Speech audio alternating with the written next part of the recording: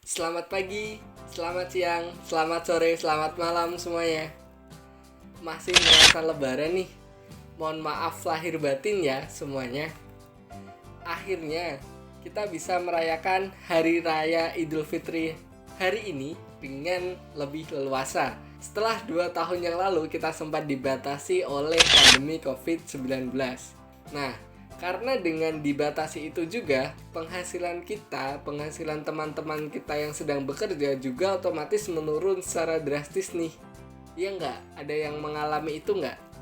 Bahkan, beberapa orang di sekitar kita dan beberapa kawan saya bahkan itu ada yang sampai dirumahkan dari pekerjaannya. Apalagi beberapa juga mengalami PHK. Sangat miris sekali ya. Namun, sisi positifnya dari semua ini kita semakin tahu bahwa satu sumber penghasilan atau income saja itu sangat beresiko. Sebagai kita, para kaula muda, menghadapi isu-isu seperti itu, kita harus apa sih sebenarnya? Apa kita hanya cukup diam saja, pasrah dengan keadaan, let it flow, mengalir seperti air? Atau kita harus apa sih sebaiknya? Kita bahas setelah yang satu ini ya.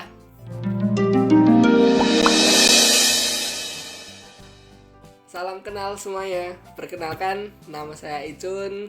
Saya berusia 24 tahun. Saya masih aktif sebagai seorang mahasiswa. Di channel ini, saya akan berbicara tentang perjalanan investasi saya sampai ke tujuan finansial saya, yaitu bebas secara finansial. Saya percaya bahwa keadilan finansial bagi seluruh rakyat Indonesia itu nyata. Apalagi untuk kita nih, para kaula muda seperti itu ya.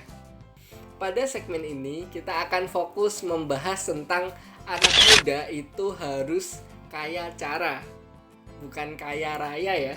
Seperti apa sih kaya cara itu? Kita akan bahas di sini ya. Setelah membaca buku Cash Flow Quadrant, saya semakin sadar nih bahwa satu sumber pemasukan saja ternyata sangat beresiko. Saya terinspirasi untuk membuat banyak sumber pemasukan dari buku itu. Makanya, saya berjanji bahwa diri saya tidak akan mengandalkan satu sumber income saja. Di dalam buku dijelaskan juga bahwa ada 4 jenis kuadran. Yang pertama itu ada E, kemudian ada S, ada B, dan ada I. E itu employee, S itu self-employed, kemudian yang B itu big business, yang terakhir itu yang keempat I itu investor. Yuk kita bahas satu persatu ya. Disclaimer nih, penjelasan ini saya coba jelaskan sesederhana mungkin, tapi tanpa meninggalkan poin penting dari penjelasan itu sendiri. Yuk kita bahas satu persatu ya. Yang pertama itu E. E itu employee, atau dimana saat kita itu masih bekerja untuk orang lain. Seperti mungkin karyawan pabrik, atau mungkin customer service di suatu bisnis, atau yang lainnya. Yang kedua itu S atau self-employed, atau kita sering menyebutnya itu sang spesialis. Kok bisa sang spesialis nih? Dimana kita itu punya pekerjaan, tapi kita harus menukar waktu kita untuk pekerjaan itu. Jadi saat kita tidak bekerja ya kita tidak dapat pemasukan atau tidak dapat sumber income. Contohnya itu yang pertama ada tukang cukur atau potong rambut. Kemudian yang kedua tukang cuci motor. Itu kalau kita bekerja ya kita dapat penghasilan, kalau enggak ya tidak ada penghasilan yang masuk, seperti itu ya. Nah, yang ketiga itu B ya. B itu business owner atau big business, dimana kita punya sebuah tim dan tim itu akan bekerja untuk bisnis kita. Poin yang keempat itu I atau investor, dimana itu kita menaruh modal dan modal itu bekerja untuk kita, atau ini adalah salah satu definisi dari uang bekerja untuk kita. Saat kita menaruh modal, modal itu akan bekerja untuk kita. Dengan sendirinya dia akan memberikan imbal hasil atau return kepada kita. Seperti contohnya itu ada deposito, mungkin yang kita sering dengar di bank-bank konvensional ya. Yang kedua itu ada saham. Kemudian yang ketiga itu ada juga reksadana. Yang seperti saya lakukan itu saya berinvestasi di reksadana. Selang dari 2017 ke 2020, sebenarnya saya sudah belajar tentang investasi. Namun saya ada tanggungan perjalanan spiritual yang harus saya selesaikan. Entah kenapa itu terngiang-ngiang di kepala saya ya. Jadi saya menahan diri untuk belum memulai investasi di beberapa instrumen yang memang sudah saya incar. Belum memulai itu bukan berarti tidak mau memulai ya. Saya bisa memulai dengan berinvestasi kepada diri saya sendiri dengan belajar dari berbagai sumber, baik dari YouTube, kemudian dari beberapa buku yang saya baca, dari referensi teman, konsultasi ke teman-teman yang lebih pengalaman di bidang keuangan, dan segala jenis macamnya ya. Selalu ada alasan di baliknya. Bukan tentang perjalanan dana portofolio pernikahan saya, karena memang ini sudah saya bahas di video khusus atau ada segmennya tersendiri, menikah dengan reksadana. Ini lebih ke tanggung jawab moral. Ada pesan dari seorang untuk perihal dana pernikahan saya. Ada portofolio khusus yang membahas tentang itu. Di segmen video saya juga ada yang membahas tentang bagaimana kita menikah dengan reksadana. Mungkin bisa dicek di lain waktu ya. Di sini kita akan mengintip kondisi portofolio saya di masa saat lebaran seperti ini. Nah, apakah nantinya akan untung atau rugi atau bahkan minus berkali-kali? Kita akan lihat bersama ya. Berikut saya coba tampilkan portofolio investasi reksadana saya. Tidak ada maksud flexing, pamer atau apapun itu. Harapannya apa? Supaya di sini teman-teman atau mungkin kaula muda yang masih ragu untuk memulai investasi bisa memulai dari hal yang paling kecil dahulu. Di reksadana ini kita bisa mulai dari Rp10.000. Kecil banget ya 10.000 ya. Tapi kalau kita lakukan dengan konsisten, pasti kedepannya kita akan bisa menuai hasilnya. Baik, berikut adalah tampilan portofolio reksadana dari saya. Semoga ini bisa menyemangati teman-teman kaula muda semua ya untuk mulai investasi bahkan dari Rp10.000 saja. Oke, kita coba cek satu persatu ya. Di sini nilai portofolionya itu mencapai 70,761.000 ya, dengan keuntungan itu kurang lebih 7,1 juta. Imbal hasilnya kalau di persentase itu 11,6%. Nah, ini sangat lebih dari cukup untuk saya ya. Jadi ini sangat memuaskan sekali. Di dana tabungan, di portofolio dana tabungan itu 0 karena memang saya belum memasukkan dana beberapa waktu lalu.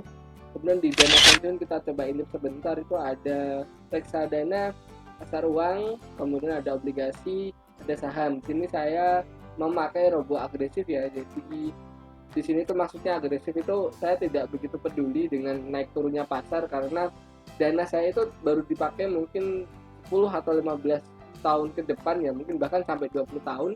Jadi kalau pasar saham itu kurang lebih hanya naiknya tiap hari, naik turun sebulan 2 bulan, ya saya nggak begitu terpengaruh dengan itu kayak gitu ya. Pasar uang itu ada menolak dana kas syariah, kurang lebih ada 91.000, masih kecil memang.